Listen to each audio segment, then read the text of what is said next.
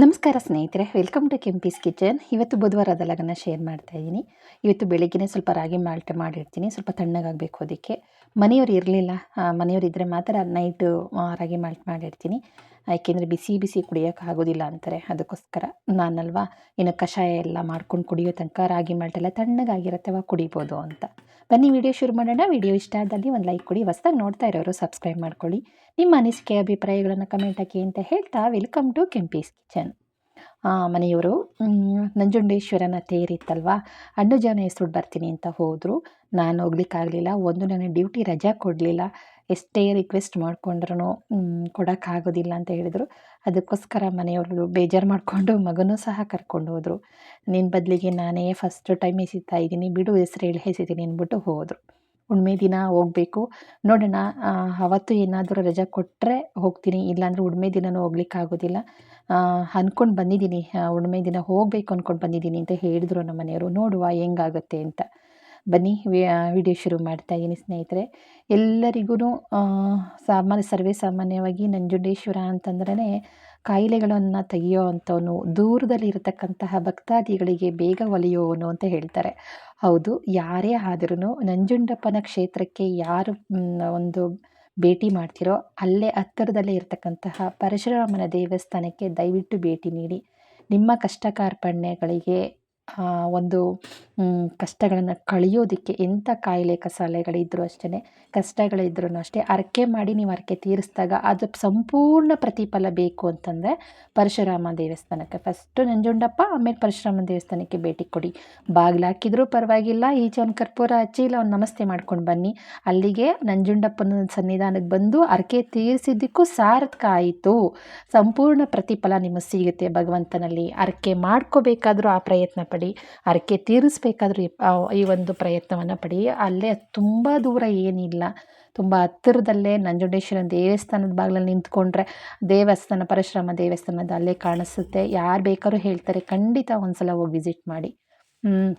ರಾಗಿ malt ಒಬ್ಬೊಬ್ಬರು ಒಂದೊಂದು ರೀತಿ ಮಾಡ್ತಾರೆ. ನಾನು ನೀರನ್ನು ಬಿಸಿ ಮಾಡೋಕ್ಕಿಟ್ಟು 1-2 ಸ್ಪೂನು ರಾಗಿ ಹಿಟ್ಟನ್ನು ಒಂದು ಬಟ್ಲಿಗೆ ಹಾಕ್ಕೊಂಡು ಅದನ್ನು ಚೆನ್ನಾಗಿ ಕಲಿಸ್ಕೊಂಡು ಆಮೇಲೆ ಕುದಿತಿರೋ ನೀರಿಗೆ ಹಾಕಿ ಚೆನ್ನಾಗಿ ಕೈ ಆಡಿ ಒಂದು 5-6 ನಿಮಿಷ ಚೆನ್ನಾಗಿ ಕುದಿಸ್ಕೊತೀನಿ. ಅದು ತಣ್ಣಗೆ ಆರೋ ತನಕ ಕಷಾಯ ಮಾಡ್ಕೊಂಡು ಕುಡ್ಕೊಂಬಿಡ್ತೀನಿ. ಬನ್ನಿ ಇವಾಗ ದೋಸೆಗೆ ಅಂತ ಎಲ್ಲ ನೆನೆ ಹಾಕ್ತಾಯಿದ್ದೀನಿ. ದೋಸೆಗೆ ಮಾಮೂಲಿಯಾಗಿ ಉದ್ದಿನಬೇಳೆ, ಮೆಂತ್ಯ, ಸ್ವಲ್ಪ ಕಡಲೆಬೇಳೆನ ನೆನೆ ಹಾಕಿದ್ದೀನಿ. ರಾತ್ರಿ ಉಳಿದಿರೋ ಅನ್ನ ಸ್ವಲ್ಪ ಇತ್ತಲ್ವ, ಅದಕ್ಕೆ ಅವಲಕ್ಕಿ ಏನೂ ಹಾಕೋಕ್ಕೆ ಹೋಗಿರಲಿಲ್ಲ. ಸಾಕು, ರಾತ್ರಿ ಉಳಿದಿರೋ ಅನ್ನನೇ ಸಾಕು ಅಂತ ಅಂದ್ಬಿಟ್ಟು. ಸರ್ವೇ ಸಾಮಾನ್ಯ ರಾತ್ರಿ ಉಳಿದಿರೋ ಅನ್ನ ಎಷ್ಟು ಟೇಸ್ಟ್ ಕೊಡುತ್ತೆ ಗೊತ್ತಾ ದೋಸೆ ಏನಾದರೂ ಹಾಕ್ತು ಅಂತಂದರೆ. ಖಂಡಿತ ಹಾಕಿ. ಬಿಸಿಯನ್ನು ಹಾಕಿದ್ರೆ ದೋಸೆ ಚೆನ್ನಾಗೂ ಬರೋದಿಲ್ಲ, ಟೇಸ್ಟು ಇರೋದಿಲ್ಲ. ಅದ್ರ ಒಂದು ಇದರ ಮೇಲೆಲ್ಲ ತೂತ ಬರುತ್ತೆ ನೋಡಿ, ಬಂದ್ ಆ ಥರ ಬರೋದು ಇಲ್ಲ ಬಿಸಿಯನ್ನು ಹಾಕಿದ್ರೆ. ಯಾವತ್ತಿದ್ರೂ ರಾತ್ರಿ ಉಳಿದಿರೋ ಅನ್ನ ಹಾಕಿ, ತುಂಬಾ ಟೇಸ್ಟ್ ಕೊಡುತ್ತೆ ಅಂತಲೇ ಹೇಳ್ತೀನಿ. ಹಾಗೆ ರಾಗಿ ಮಾಲ್ಟ್ ನೋಡೋದಲ್ಲ, ನಾನು ಇದೇ ರೀತಿಯಾಗಿ ಮಾಡೋದು. ಗಟ್ಟಿಯಾಗಿರುತ್ತೆ. ಕೆಲವೊಂದು ಸಲ ಇದಕ್ಕೇ ಮೊಸರನ್ನ ಹಾಕ್ಕೊಂಡು ಹೊಟ್ಟೋಗ್ಬಿಡ್ತೀನಿ, ಇಲ್ಲ ಮಜ್ಜಿಗೆ ಗಟ್ಟಿಯಾಗಿ ಸಿಲುಪ್ಕೊಂಡು ಎರಡನ್ನೂ ಮಿಕ್ಸ್ ಮಾಡಿ ವಾಟರ್ ಕ್ಯಾನಿಗೆ ಹಾಕ್ಕೊಂಡು ಹೊಟ್ಟೋಗ್ಬಿಡ್ತೀನಿ. ಡ್ಯೂಟಿನಲ್ಲಿ ಕುಡಿಯೋದಕ್ಕೆ ಸರಿ ಹೋಗುತ್ತೆ ಅಂತ. ಚಿಯಾ ಸೀಡ್ಸು ಮತ್ತು ಸಬ್ಜಾ ಸೀಡ್ಸು ಎರಡನ್ನೂ ನೆನೆ ಹಾಕಿ ಇದಕ್ಕೆ ಮಿಕ್ಸ್ ಮಾಡ್ಕೋಬೇಕು. ಬಿಸಿ ಇರುವಾಗಲೇ ಮಿಕ್ಸ್ ಮಾಡೋಂಗಿಲ್ಲ. ಸಪ್ರೇಟಾಗಿ ಒಂದು ಲೋಟದಲ್ಲಿ ಚಿಯಾ ಸೀಡ್ಸು, ಸಬ್ಜಾ ಸೀಡ್ಸ್ ಎರಡನ್ನೂ ಮಿಕ್ಸ್ ಮಾಡಿ ಇಟ್ಕೊಂಡಿರ್ತೀನಿ. ಅದನ್ನು ಒಂದು ಗ್ಲಾಸಿಗೆ ಸ್ವಲ್ಪ ನೀರು ಹಾಕಿ ನೆನೆ ಹಾಕಿದ್ರೆ ಒಂದು 10-15 ನಿಮಿಷದೊಳಗಡೆ ನೆನ್ಕೊಂಡ್ಬಿಡುತ್ತೆ. ಹಾಗೆ ಫ್ರೆಶ್ ಆಗಿ ಸೊಪ್ಪು ಬಂದಿತ್ತು, ಎಲ್ಲ ನೀಟಾಗಿ ಒಂದು ಕವರ್ಗಳೊಳಗಡೆ ಹಾಕಿಡ್ತಾಯಿದ್ದೀನಿ. ಟೈಮ್ ಅಂತೂ ಇಲ್ಲ, ಯಾಕೆ ಗೊತ್ತಾ, ತೇರೊಪ್ಪತ್ತು ತುಂಬ ಕೆಲಸಗಳು ಇರುತ್ತೆ. ಮನೆಯವರು ಅಲ್ಲೋಗಿ ತಲುಪೋ ತನಕ ಕೆಲಸಗಳು ಮುಗಿಸ್ಕೋಬೇಕು ಅಂದ್ಕೊಂಡಿದ್ದೀನಿ. ನೋಡಬೇಕು ಏನಾಗುತ್ತೋ ಏನೋ ಗೊತ್ತಿಲ್ಲ. ಸಾಧ್ಯವಾದಷ್ಟು ಎಲ್ಲ ಕೆಲಸಗಳನ್ನು ಮುಗಿಸ್ಕೊಳ್ತೀನಿ. ಮಿಕ್ಕಿದ್ದೆಲ್ಲ ಭಗವಂತನ ಇಚ್ಛೆ ಅಂತ. ಏಕೆಂದರೆ ಮನೆ ಹತ್ರ ರೋಡೆಲ್ಲ ಅಗೀತಾ ಇದ್ದಾರೆ, ಚರಂಡಿ ಎಲ್ಲ ಹೊಸ್ದಾಗಿ ಮಾಡ್ತಾಯಿದ್ದಾರೆ. ಮನೆ ಒಳಗಡೆ ಬರಲಿಕ್ಕೂ ತುಂಬ ಕಷ್ಟ. ಚಪ್ಪಡಿ ಕಲ್ಲುಗಳೆಲ್ಲ ಕಿತ್ತಾಕಿದ್ದಾರೆ. ಒಂಚೂರು ಮಿಸ್ ಆಯಿತು ಅಂತಂದರೆ ಮೂಳೆ ಮುರ್ಕೋಬೇಕು, ಆ ಸ್ಟೇಜಿಗೆ ತಂದು ನಿಲ್ಲಿಸಿದ್ದಾರೆ ರೋಡನ್ನು. ಅದನ್ನೆಲ್ಲ ಮೇಲೆ ನೀಟಾಗೂ ಸಹ ಬೇಗ ರೆಡಿನೂ ಮಾಡಲ್ಲ. ನಮ್ಮ ಮನೆ ಎದುರುಗಡೆ ರೋಡನ್ನು ರೆಡಿ ಮಾಡಿದ್ದಾರೆ. ಹೆಚ್ಚು ಕಡಿಮೆ 2 ತಿಂಗಳಾಗಿದೆ, ರೋಡೇ ರೆಡಿ ಆಗಿಲ್ಲ ಇನ್ನು. ಆ ರೀತಿ ಮಾಡಿಬಿಡ್ತಾರೆ. ಗೊತ್ತಿಲ್ಲ ಏನು ಮಾಡ್ತಾರೋ ಏನೋ ಗೊತ್ತಿಲ್ಲ, ಎಷ್ಟು ದಿನಕ್ಕೆ ರೆಡಿ ಆಗುತ್ತೋ ಗೊತ್ತಿಲ್ಲ. ಇಡೀ ಮನೆಯೆಲ್ಲ ಮಣ್ಣು ಧೂಳು. ಹಾಗೆ ಸೊಪ್ಪೆಲ್ಲ ತೆಗೆದಿಟ್ಟಾದಮೇಲೆ ಸ್ವಲ್ಪ ಎಮರ್ಜೆನ್ಸಿಯಾಗಿ ನನಗೆ ಕೊತ್ತಂಬರಿ ಸೊಪ್ಪು ಬೇಕಾಗಿತ್ತು. ಯಾಕೆ ಅಂದರೆ ಹುರ್ದಕ್ಕಿ ಉಪ್ಪಿಟ್ಟು ಮಾಡೋಣ ಅಂತ ಅಂದ್ಬಿಟ್ಟು ಎಲ್ಲ ರೆಡಿ ಮಾಡ್ಕೊಳ್ತಾ ಇದ್ದೀನಿ. ಹುರ್ದಕ್ಕಿ ಉಪ್ಪಿಟ್ಟು ತಿಂಡಿಗಾಗುತ್ತೆ. ಅದ್ರ ಜೊತೆಗೆ ಸ್ವಲ್ಪ ಬೇಳೆ ಕಟ್ಟಿಗೆ ಒಗ್ಗರಣೆ ಕೊಟ್ಬಿಡೋಣ ಅಂತ. ಯಾಕೆಂದರೆ ಸಾಂಬಾರು ಮಾಡೋದಕ್ಕೆ ನಂಗೆ ಟೈಮ್ ಇಲ್ಲ. ಬೇಳೆ ಕಟ್ಟಿಗೆ ಒಗ್ಗರಣೆ ಕೊಟ್ಟರೆ ಮಗನೂ ತುಂಬ ಇಷ್ಟಪಟ್ಟು ತಿನ್ಕೊಳ್ತಾನೆ. ಅಕಸ್ಮಾತ್ ಏನಾದ್ರು ಉಳ್ಕೊಂಡ್ರೆ ರಾತ್ರಿಗೆ ಬಂದು ಅಂದ್ಬಿಟ್ಟು ಮಾಡಿದೆ. ಆದರೆ ಅದೋಗಿ ನನ್ನ ಮಗನಿಗಾಗಲಿಲ್ಲ. ನಮ್ಮ ಫ್ರೆಂಡ್ ತಾಯಿ ಊಟ ಮಾಡಿದ್ರು ಆ ಸಾಂಬಾರು. ನನಗೆ ತುಂಬ ಇಷ್ಟ ಬೇಳೆ ಕಟ್ಟಿಗೆ ನೀನು ಒಗ್ಗರಣೆ ಕೊಡೋದು, ತಗೊಂಡು ಬಾ ಅಂತಂದ್ಬಿಟ್ಟು ಬಾಕ್ಸಿಗೆ ಹಾಕಿ ತಗೊಂಡೋಗಿ ಕೊಟ್ಟಿದ್ದೀನಿ. ಆ ಥರ ಆಯಿತು. ಸ್ನೇಹಿತರೆ, ಮೊನ್ನೆ ವಿಡಿಯೋದಲ್ಲಿ ನಾನು ಹೆಣ್ಮಕ್ಳ ಬಗ್ಗೆ ಮಾತಾಡಿದ್ದೆ. ಒಳ್ಳೊಳ್ಳೆ ಕಮೆಂಟ್ ಬಂದಿದೆ. ಜೀವನದಲ್ಲಿ ಏನೇ ಆಗಲಿ ನೋಡಿ ಕಲಿಯೋದೇ ಬೇರೆ ಇರುತ್ತೆ, ಕೇಳಿ ಕಲಿಯೋದೇ ಬೇರೆ ಇರುತ್ತೆ. ಅನುಭವಕ್ಕಿಂತ ದೊಡ್ಡ ಒಂದು ಪಾಠ ಶಾಲೆನೂ ಇಲ್ಲ, ಅನುಭವಕ್ಕಿಂತ ದೊಡ್ಡ ಗುರುನೂ ಇಲ್ಲ ಅಲ್ವಾ? ಯಾಕೆಂದರೆ ಗುರುವು ನಾವೇ, ಶಿಷ್ಯರು ನಾವೇ ಆಗಿರ್ತೀವಿ ಜೀವನದ ಪಾಠದಲ್ಲಿ. ಇಲ್ಲಿ ಯಾರೂ ಶಿಷ್ಯಂದಿರು ಬರೋದಿಲ್ಲ. ಲೈಫ್ಗೆ ಏನು ಬೇಕು ಏನು ಬೇಡ ಎಲ್ಲನೂ ನಾವೇ ಅರ್ಥ ಮಾಡ್ಕೊಂಡು ಹೋಗಬೇಕು. ಹೆಣ್ಣಾಗಲಿ ಗಂಡಾಗಲಿ ಇಲ್ಲಿ ಹೆಣ್ಣು ಗಂಡು ಅಂತ ಭೇದವಿಲ್ಲ. ಹೆಣ್ಮಕ್ಳು ಅಂತ ಒಂದು ಕಮೆಂಟ್ ಬಂದಿದ್ದಕ್ಕೆ ಹೆಣ್ಮಕ್ಳ ಬಗ್ಗೆ ಮಾತಾಡಿದ್ದೀನಿ. ಗಂಡು ಮಕ್ಳಿಗೂ ಅದೇ ಥರ ಪ್ರೊಸೆಸ್ಸು, ಹೆಣ್ಮಕ್ಳಿಗೂ ಸಾಕೋದು ಸಲಹೋದ್ರಲ್ಲಿ ಪ್ರೀತಿ ವಿಶ್ವಾಸ ತೋರಿಸೋದ್ರಲ್ಲಿ, ಸಮಯ ಸಂದರ್ಭದ ಸನ್ನಿವೇಶದಲ್ಲಿ ಯಾವ ರೀತಿ ಇರಬೇಕು ಅನ್ನೋದ್ರಲ್ಲಿ ಮಕ್ಕಳು ಅಂದಮೇಲೆ ಯಾವ ರೀತಿ ಭೇದ ಭಾವನೂ ಇಲ್ಲ. ಹೆಣ್ಮಕ್ಳು ಗಂಡು ಮಕ್ಕಳು ಇಬ್ಬರೂ ಒಂದೇ ಇರುತ್ತೆ. ಆದರೆ ಮಕ್ಕಳು ಅಂತಂದಮೇಲೆ ಕೆಲವೊಂದು ತಿಳಿವಳಿಕೆ ಕಡಿಮೆ ಇರುತ್ತೆ, ಭಯ ಜಾಸ್ತಿ ಇರುತ್ತೆ. ಗೊತ್ತೋ ಗೊತ್ತಿಲ್ಲದೇ ಇರೋ ಜೀವನದಲ್ಲಿ ದೇಹದಲ್ಲಿ ಬದಲಾವಣೆಗಳು ಆದಾಗ ಮಕ್ಕಳು ಭಯ ಪಡೋದು ಸಹಜ. ಸರ್ವೇ ಸಾಮಾನ್ಯ ಹೆಣ್ಮಕ್ಳು ಚೆನ್ನಾಗೇ ಇರುತ್ತೆ. ಒಂದು ಮೆಚೂರ್ಡ್ ಆಗೋ ಟೈಮ್ ಬಂದಾಗ ಅವ್ರಿಗೆ ಬಿಳಿ ಸೆರಗು ಅಂತ ನಾವೇನು ಹೇಳ್ತೀವಿ, ವೈಟ್ ಇದು ಡಿಸ್ಚಾರ್ಜ್ ಆಗುತ್ತಲ್ಲ, ಅದು ಒಂದು ಇದು ಬಿಳಿ ಬಟ್ಟೆ ಅಂತ ಏನು ಹೇಳ್ತೀವಿ, ಅದು ಆದಾಗ ಹೆಣ್ಮಕ್ಳು ಸರ್ವೇ ಸಾಮಾನ್ಯ ಗಾಬರಿ ಪಟ್ಕೊಂಡು ಎದುರ್ಕೊಂಡು ಏನೋ ಆಗೋಯ್ತು, ನನಗೆ ನನ್ನ ಹೊಟ್ಟೆಯೊಳಗಡೆ ಏನೋ ತೊಂದರೆ ಆಗಿತ್ತು ಅಂತ ಭಯ ಪಡೋದು ಉಂಟು. ಅಂಥ ಸಂದರ್ಭದಲ್ಲಿ ತಾಯಿಗಳು ಅದನ್ನು ಗಮನ ಕೊಡಬೇಕಾಗತ್ತೆ. ಬಟ್ಟೆ ತೊಳಿತೀರಾ, ಮಕ್ಕಳದ್ದೆಲ್ಲನೂ ವಾಶ್ ಮಾಡ್ತೀರಲ್ವ, ವಾಷಿಂಗ್ ಮಿಷಿನ್ ಹಾಕಿದ್ರೆ ಆಗೋಗಲ್ಲ. ಪ್ರತಿಯೊಂದು ಬಟ್ಟೆಯನ್ನು ಗಮನ ಕೊಡಬೇಕು. ನೀವು ನಂಬೋದಿಲ್ಲ, ಅವತ್ತಿನ ದಿನದಲ್ಲಿ ಕೈಯಿಂದ ಬಟ್ಟೆನ ಯಾಕೆ ಒಗಿತೀರಿ ಅಂತಂದರೆ, ಎಷ್ಟೋ ಕಷ್ಟ ಸುಖ, ಒಳ್ಳೆಯದು ಕೆಟ್ಟದ್ದು, ನೋವು ನಲಿವು, ತೊಂದರೆಗಳು, ಅವಘಡಗಳು ಕೈಯಿಂದ ಕೆಲಸ ಮಾಡೋದ್ರಿಂದ ತಪ್ಪುತ್ತೆ. ಬಟ್ಟೆ ಒಗೆಯೋದಾಗಿರ್ಬೋದು, ಪಾತ್ರೆ ತೊಳೆಯೋದಾಗಿರ್ಬೋದು, ಮಕ್ಕಳಿಗೆ ಹಂಡು ಕೈ ಯಾಕೆ ತೊಳಿತೀವಿ ಗೊತ್ತಾ, ಕಕ್ಕ ಮಾಡಿದಾಗ ಅದಾಗಿರ್ಬೋದು. ಇವತ್ತೆಲ್ಲ ಮಕ್ಕಳಿಗೆಲ್ಲ ಡೈಪರ್ ಹಾಕ್ಬಿಡ್ತಾರೆ, ತೆಗೆದು ಬಿಸಾಕ್ಬಿಡ್ತಾರೆ. ಆ ಮಕ್ಕಳ ಕಕ್ಕ ಹೆಂಗಿದೆ, ಲೋಳೆ ಥರ ಆಗಿದೆಯಾ, ಅರಶಿನಕ್ಕಿದೆಯಾ, ಅಥವಾ ಫುಲ್ಲು ಗ್ರೀನ್ ಕಲರ್ ಇದೆಯಾ, ಆ ಕಕ್ಕದಲ್ಲೂ ಮಗುವಿನ ಆರೋಗ್ಯ ಹೆಂಗಿದೆ ಅಂತ ಸಹ ಕಂಡುಹಿಡಿಬೋದು ಖಂಡಿತವಾಗ್ಲೂ. ಅದಕ್ಕೋಸ್ಕರನೇ ಪ್ರತಿಯೊಂದು ಕೈಯಿಂದ ಕೆಲಸ ಮಾಡಿ, ಕೈಯಿಂದ ಕೆಲಸ ಮಾಡಿದ್ರೇ ಗೊತ್ತಾಗೋದು. ಪ್ರತಿಯೊಂದು ಬಟ್ಟೆಯನ್ನು ಒದ್ರು ನೋಡಿದಾಗ ಮಗ ದಾರಿ ತಪ್ಪಿದನ ಇಲ್ವಾ, ಸಿಗರೇಟ್ ಸೇತಾನ ಇಲ್ವಾ ಗೊತ್ತಾಗುತ್ತೆ ಅಲ್ವಾ? ಒಂದು ಹೆಣ್ಣು ಮಗು ಒಂದು ಇನ್ನುವೇರುಗಳಲ್ಲಿ ಕೆಲವೊಂದು ವ್ಯತ್ಯಾಸಗಳಾದಾಗ ನೀವು ನೋಡ್ಬೋದು ಏನು ಎತ್ತ ಅಂತ. ಮಗಳನ್ನ ಬಾಯಿ ಬಿಟ್ಟು ಕೇಳಿ ಅದನ್ನು ಬಿಡಿಸಿ ಹೇಳಬೇಕು, ಈ ಥರ ಆಗುತ್ತೆ, ದೇಹದಲ್ಲಿ ಈ ಥರ ದೊಡ್ಡವಳಾಗಕ್ಕೆ ಬಂದಾಗ ಈ ಥರ ಆಗುತ್ತೆ, ಹೆದರ್ಕೋಬೇಡ ಅಂತೆಲ್ಲ ಹೇಳಬೇಕು. ಆ ಮಗುನಲ್ಲಿ ಕೆಲವೊಂದು ರೋಮಗಳು ಬೆಳೆದಾಗ ಆ ಮಗು ಭಯ ಪಡುತ್ತೆ. ಯಾವ ರೀತಿ ಕ್ಲೀನ್ ಮಾಡ್ಕೋಬೇಕು, ಯಾವ ರೀತಿ ಕ್ಲೀನ್ ಮಾಡ್ಕೊಂಡಾಗ ಫಸ್ಟು ಅದು ಚುಚ್ಚಿದಂಗೆ ಆಗುತ್ತೆ, ಕಡ್ದಂಗೆ ಆಗುತ್ತೆ, ನೋವು ಬರುತ್ತೆ. ಆವಾಗ ಕೊಬ್ಬರಿ ಎಣ್ಣೆ, ಸ್ವಲ್ಪ ಅಲೋವೆರಾ ಜೆಲ್ ಎರಡನ್ನೂ ಸೇರಿಸಿ ಮಿಕ್ಸ್ ಮಾಡಿಬಿಟ್ಟು ಆ ಜಾಗಕ್ಕೆ ಅಪ್ಲೈ ಮಾಡ್ತಾ ಬನ್ನಿ. ಕಂಕ್ಳಾಗಿರ್ಬೋದು, ತೊಡೆ ಸಂದುಗಳಲ್ಲಿ, ನಮ್ಮ ವಜೈನ ಹತ್ರ ಸುತ್ತಮುತ್ತ ಬೆಳೆಯೋ ರೋಮಗಳಾಗಿರ್ಬೋದು, ನೀಟಾಗಿ ಅಪ್ಲೈ ಮಾಡ್ತಾ ಬನ್ನಿ. ಯಾವುದೇ ರೀತಿ ಫಸ್ಟ್ ನಾವು ಮಕ್ಕಳಿಗೆ ಏರ್ ರಿಮೂವ್ ಮಾಡಿದಾಗ ಚುಚ್ಚೋದು, ಕಡ್ತಾ ಬರೋದು ಹಿಂಸೆ ಆಗುತ್ತೆ. ನೀವು ಆ ಥರ ಕೊಬ್ಬರಿ ಎಣ್ಣೆ, ಅಲೋವೆರಾ ಜೆಲ್ ಎರಡು ಮಿಕ್ಸ್ ಮಾಡಿಬಿಟ್ಟು ತುಪ್ಪ ಥರ ಆಗುತ್ತೆ ಎರಡನ್ನೂ ಉಜ್ಜಿದ್ರೆ, ಅದನ್ನು ನೀಟಾಗಿ ಅಪ್ಲೈ ಮಾಡಿದ್ರೆ ಖಂಡಿತ ಏನೂ ಆಗೋದಿಲ್ಲ. ಎಲ್ಲನೂ ಹೇಳ್ಕೊಡಿ ನೀವು ಆದಾಗ ಅವಾಗ ಹೇಳ್ಕೊಡಿ, ಈ ಥರ ನಿಮ್ಗೆ ವೈಟ್ ಏನಾರು ಹೋಗ್ತಾ ಇದೆ ಅಂತಂದರೆ ಅಮ್ಮ ದಿನಕ್ಕೆ 2 ರಿಂದ 3 ಸತಿ ನೀನು ಹಿನ್ವೇರ್ನ ಚೇಂಜ್ ಮಾಡು. ಯಾವುದೇ ಕಾರಣಕ್ಕೂ ಅದು ಹಾಕ್ಕೋಬೇಡ. ಗರ್ಭಕೋಶ ಪ್ರಾಬ್ಲಮ್ ಆಗುತ್ತೆ, ಇನ್ಫೆಕ್ಷನ್ಗಳಾಗುತ್ತೆ, ಕಡ್ತ ಬರುತ್ತೆ, ಗುಳ್ಳೆ ಬರುತ್ತೆ ಅಂತೆಲ್ಲ ಪ್ರತಿಯೊಂದನ್ನು ನೀವು ಹೇಳ್ಕೊಡ್ಬೇಕಾಗತ್ತೆ. ಹೇಳ್ಕೊಟ್ಟಾಗ ಆ ಮಗುಗೂ ಒಂದು ಧೈರ್ಯ ಬರುತ್ತೆ, ನಮ್ಮಮ್ಮ ಎಲ್ಲ ಗಮನ ಕೊಡ್ತಾ ಇದ್ದಾರೆ ಅಂತಲೂ ತಿಳ್ಕೊಳ್ತಾರೆ. ಬನ್ನಿ, ಹುರಿದಕ್ಕಿ ಉಪ್ಪಿಟ್ಟು ಮಾಡ್ತಾಯಿದ್ದೀನಿ, ಹೇಗೆ ಮಾಡ್ತೀನಿ ಅಂತಲೂ ಹೇಳ್ತೀನಿ. 1 ಲೋಟ ಅಕ್ಕಿ ಹಾಕ್ಕೊಂಡು ಲೋ ಫ್ಲೇಮಲ್ಲಿ ಇಟ್ಕೊಂಡು, ಅಕ್ಕಿ ನೋಡಿ ಈ ರೀತಿ ದುಂಡಾಗಿ ಬರಬೇಕು, ಆ ರೀತಿ ಅಕ್ಕಿ ನಾನು ಲೋ ಫ್ಲೇಮಲ್ಲಿ ಹುರ್ಕೊಂಡಿದ್ದೀನಿ. ಯಾವುದೇ ಕಾರಣಕ್ಕೂ ಸೀದೋಗಬಾರ್ದು, ತಳ ಹಿಡಿಬಾರ್ದು. ಅಳತೆಗೆ ತಕ್ಕಷ್ಟು ನೀರನ್ನು ಹಾಕ್ಕೊಂಡಿದ್ದೀನಿ. 1 ಗ್ಲಾಸ್ ಅಕ್ಕಿಗೆ 2.5 ಗ್ಲಾಸಷ್ಟು ನೀರನ್ನು ಹಾಕ್ಕೊಳ್ತೀನಿ. ಯಾಕೆಂದರೆ ನೀರು ಜಾಸ್ತಿ ತಗೊಳುತ್ತೆ ಹುರಿದಕ್ಕಿ ಉಪ್ಪಿಟ್ಟು. ಯಾವುದೇ ಅಕ್ಕಿಲಿ ಮಾಡಲಿ, ಸೊಸೈಟಿ ರೈಸಲ್ಲಿ ಮಾಡಿದ್ರು ಅಷ್ಟೇ ನೀರು ಜಾಸ್ತಿ ತಗೊಳುತ್ತೆ, ಯಾಕೆಂದರೆ ಹುರಿದಿರ್ತೀವಲ್ವ, ಆ ಕಾರಣಕ್ಕೆ. ಸ್ವಲ್ಪ ಎಣ್ಣೆ ಜಾಸ್ತಿಯಾಗಿ ಹಾಕ್ಕೊಂಡಿದ್ದೀನಿ, ಸಾಸಿವೆ ಜೀರಿಗೆ ಹಾಕಿದ್ದೀನಿ, ಕಡಲೆಬೇಳೆ ಉದ್ದಿನಬೇಳೆ ಹಾಕ್ಕೊಂಡು ಚೆನ್ನಾಗಿ ಹುರ್ಕೊಂಡಾದಮೇಲೆ ಸ್ವಲ್ಪ ಹಸಿಮೆಣಸಿನ್ಕಾಯಿನ ಮುಂದಾಗಿ ಹಾಕಿದ್ದೀನಿ. ಅದ್ರ ಜೊತೆಗೆ ಒಣಮೆಣಸಿನ್ಕಾಯಿನೂ ಸಹ ಸೇರಿಸಿದ್ದೀನಿ. ಒಣಮೆಣಸಿನ್ಕಾಯಿನ ಉಪ್ಪಿಟ್ಟಿಗೆ ಸೇರಿಸೋದ್ರಿಂದ ಒಳ್ಳೆ ಘಮ ಕೊಡುತ್ತೆ, ಒಳ್ಳೆ ಟೇಸ್ಟು ಇರುತ್ತೆ. ಈಗ ಹಸಿಮೆಣಸಿನ್ಕಾಯಿಗೆ ಸ್ವಲ್ಪ ಉಪ್ಪನ್ನು ಹಾಕ್ಬಿಟ್ಟು ಚೆನ್ನಾಗಿ ಬಾಡಿಸ್ಕೊತೀನಿ. ಹಸಿಮೆಣಸಿನಕಾಯಿ ಉಪ್ಪಿಡ್ದು ಚೆನ್ನಾಗಿ ಅದ್ರ ಮೇಲ್ಗಡೆ ಎಲ್ಲ ಬಿಳಿ ಬಿಳಿ ಥರ ಬಂದಾಗ ಏನೇ ಪಲ್ಯ ಆಗಿರ್ಬೋದು, ರೈಸ್ ಆಗಿರ್ಬೋದು, ಅದರ ಟೇಸ್ಟೇ ಒಂಥರ ಚೇಂಜ್ ಆಗುತ್ತೆ, ರುಚಿ ಚೆನ್ನಾಗಿ ಕೊಡುತ್ತೆ. ಆ ಕಾರಣಕ್ಕೋಸ್ಕರ ಹಸಿಮೆಣಸಿನ್ಕಾಯಿನ ಸ್ವಲ್ಪ ಚೆನ್ನಾಗಿ ನಿಧಾನವಾಗಿ ಹುರ್ಕೋಬೇಕು. ಹುರ್ಕೊಂಡಾದ ಮೇಲೆ ಈರುಳ್ಳಿನ ಹಾಕ್ಕೊಳ್ತಾ ಇದ್ದೀನಿ. ಈರುಳ್ಳಿ, ಕರಿಬೇವು ಸೊಪ್ಪನ್ನ ಹಾಕ್ಕೊಂಡು ಅದನ್ನು ಚೆನ್ನಾಗಿ ಬಾಡಿಸ್ಕೋಬೇಕು. ಬಾಡಿಸ್ಕೊಂಡಾದ್ಮೇಲೆ ನಿಮಗೆ ಬೇಕು ಅಂದರೆ ಈ ಟೈಮಲ್ಲಿ ಕ್ಯಾರೆಟು, ಬೀನ್ಸು, ನವಿಲುಕೋಸು ಹಾಕ್ಕೋಬೋದು. ಅವರೆಕಾಳು, ತೊಗರಿಕಾಳು, ಬಟಾಣಿ ಏನಾದರೂ ಇತ್ತು ಅಂದರೆ ಖಂಡಿತ ಸೇರಿಸ್ಕೋಬೋದು. ತುಂಬಾ ಚೆನ್ನಾಗಿರುತ್ತೆ. ಹಾಗೆ ಅದ್ರ ಜೊತೆಗೆ ನಾನು ಹಸಿ ತೆಂಗಿನಕಾಯಿಯನ್ನು ತುರ್ಕೊಳ್ತಾ ಇದ್ದೀನಿ ಹಾಗೆಯೇ. ಏಕೆಂದರೆ ಕಂಠ ಎಲ್ಲ ಬಿಟ್ಕೊಂಡ್ಬಿಟ್ಟಿತ್ತು, ಬೇಸಿಗೆ ಅಲ್ವಾ, ಆ ಕಾರಣಕ್ಕೋಸ್ಕರ ಕೊಬ್ಬರಿ ತುರಿಯೋ ಮನೆಯಲ್ಲಿ ತುರ್ಕೊಳ್ತಾ ಇದ್ದೀನಿ.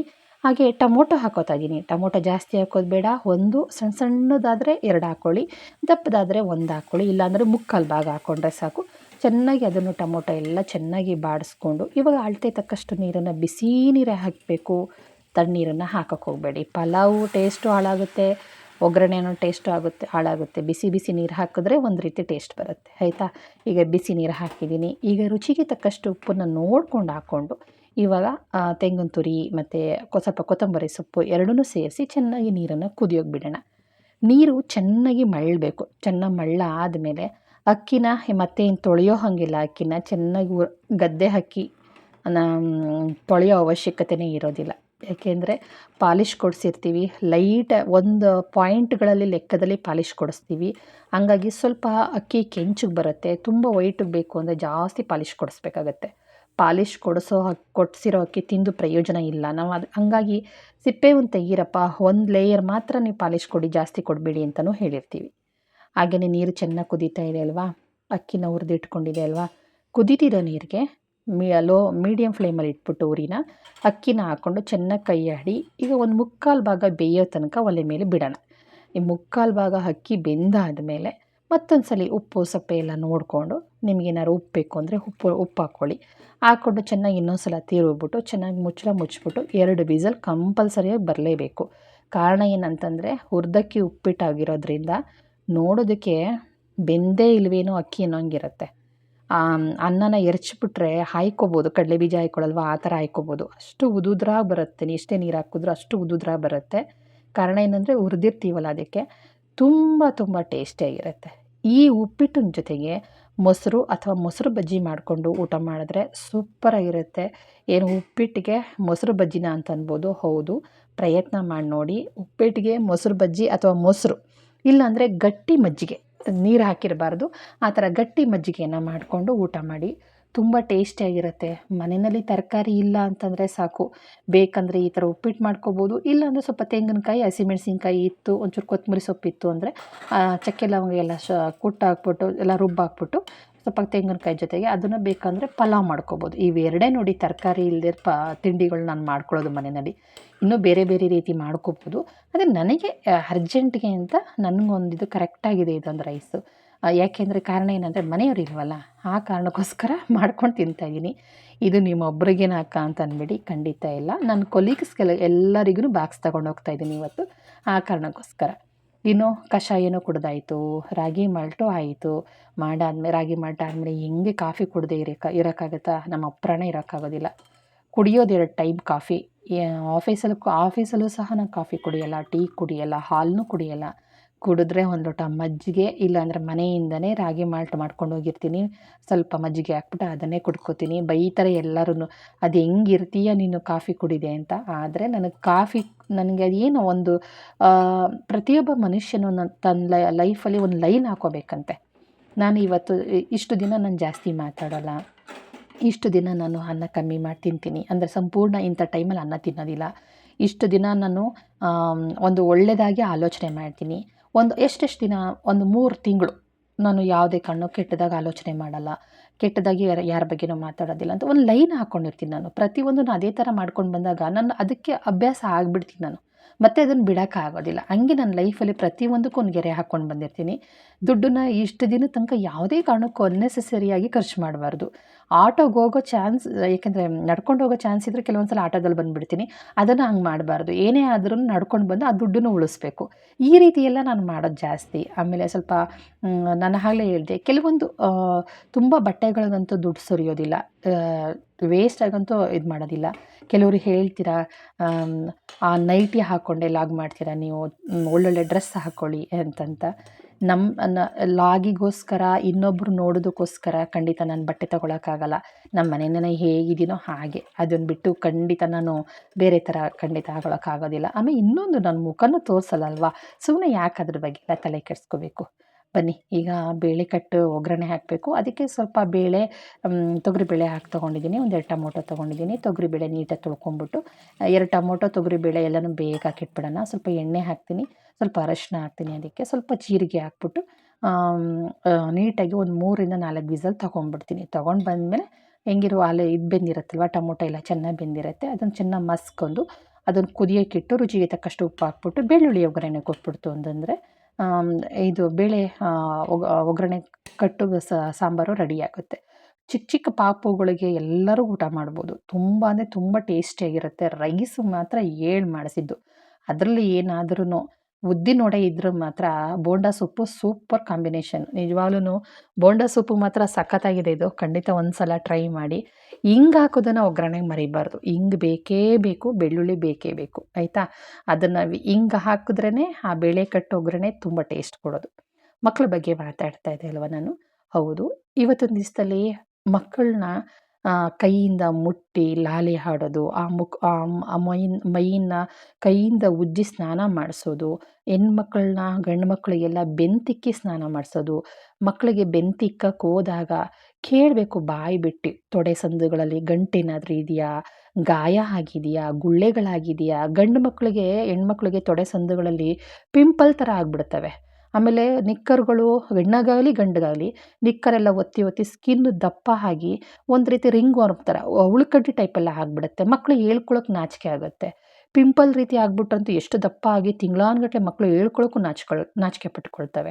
ತೊಡೆ ಸಂದುಗಳಲ್ಲಿ ನೀವು ತೋರಿಸ್ಕೊಡಿ, ಹಿಂಗೆ ಮುಟ್ಟಿ ಹಿಂಗೆ ನೋಡ್ಕೋ, ತೊಡೆ ಸಂದು ಹತ್ರ, ಕಂಕ್ಳ ಹತ್ರ ಎಲ್ಲ ಮುಟ್ಟು ನೋಡ್ಕೊ. ಏನಾರು ಸಣ್ಣ ಪಟ್ಟಣ ಗಂಟು ಗಿಂಟು ಕಾಣ್ತು ಅಂದರೆ ನನಗೆ ಹೇಳಪ್ಪ ಅಂತ ಮಕ್ಳಿಗಿಬ್ಬರಿಗೂ ಹೇಳಬೇಕು ಸ್ನಾನ ಮಾಡೋಕ್ಕೆ ಹೋದಾಗ. ಅದೇ ತಾಯಿ ಗುಟ್ಟು. ತಾಯಿಯಾದವರು ಮಕ್ಕಳ ಹತ್ರ ಮಾತಾಡೋ ಟೈಮ್ ಅದೇನೆ ಈ ವಿಚಾರವಾಗಿ.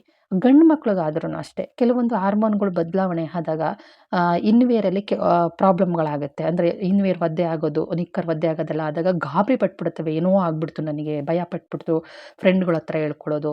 ಫ್ರೆಂಡ್ಗಳು ಆ ಟೈಮಲ್ಲಿ ಏನು ಮಾಡ್ತಾರೆ, ಕೆಲವರು ಬುದ್ಧಿವಾದ ಹೇಳ್ತಾರೆ, ಕೆಲವರು ಏನು ಮಾಡ್ತಾರೆ ಕಿಂಡಲಾಗಿ ಮಾತಾಡೋದು, ಒಂಥರ ಚುಡಾಯಿಸೋದು ಎಲ್ಲ ಮಾಡ್ತಾರೆ.